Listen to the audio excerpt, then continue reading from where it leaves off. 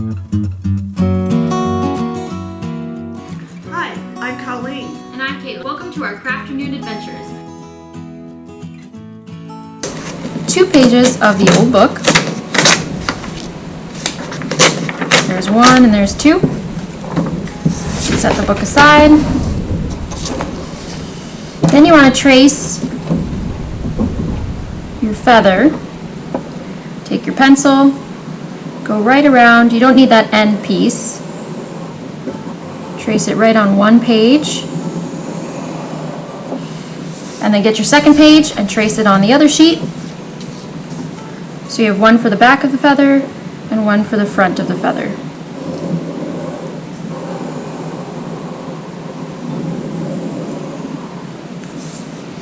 Once you have those 2, you can set that aside.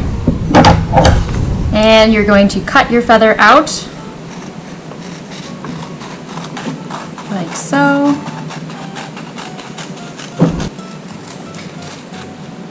And you can choose from books that kind of have more yellow pages or whiter pages, and you can choose the text that you want to see on your feather, so you can really customize it. Okay, so now you should have your 2 sides of the feather. Next, you want to take your stick. If you're using a bamboo skewer, there should be a pointy side and a flat side. If you want to protect yourself, you could put the pointy side up and hide it in the feather, or if you want to make kind of a quill shape, you could also do it the other way around, and then we'll leave it down in the later part of this video. So we're going to put some glue down the middle of one of the feathers. You're going to put your stick in the middle, not all the way up. I kind of turn it around to make it covered with glue here, so that you can put the top on of the other feather. And then I kind of press down, make sure both sides are covered with glue. And if you want to, you can leave it aside for a little bit and let it dry, or you could just get to cutting and making it look more and more like a feather. So the next thing you want to do is you want to cut down into the feather, obviously not cutting into your stick. And of course, your cuts don't have to be the same. They can be different, unique. Some can be smaller, some can be wider. Just keep cutting to give it that feathery shape, and we'll make it more and more varied to give it some texture. It's okay if you cut out some pieces.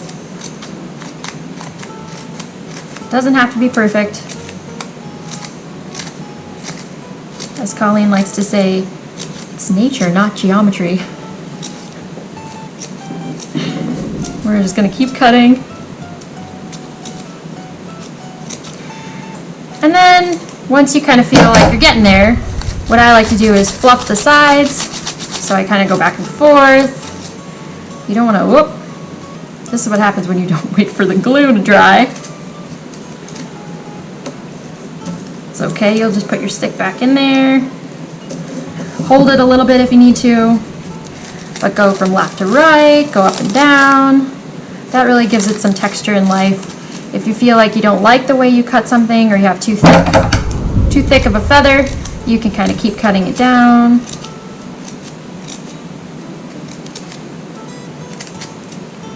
Alrighty, so I'm going to leave that alone, that's about good. Then what you're going to do is take one of the previous pieces you used, and you're just going to cut a thin strip here.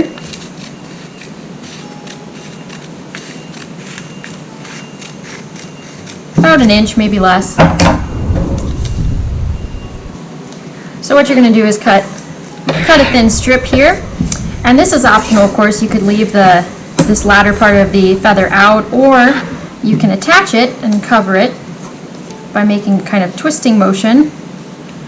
So your hands will get gluey, but that's okay. It's what happens when you do a craft. So I kind of do a diagonal twist. Keep going. Rolling, rolling. Got glue everywhere. So that you kind of cover the end nicely. And then when you get to the end, I like to twist a little bit more and then cut off any excess.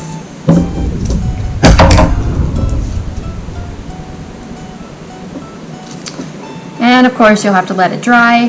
If you want to make it like a quill, I have one that's already finished, and I kind of left a tip at the end so you can make it look more like a quill than a feather.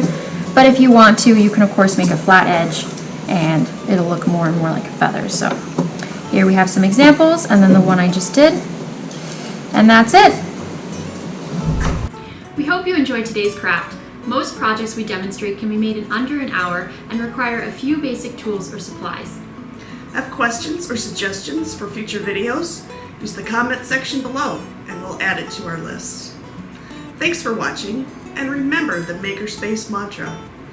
The only limit is your imagination.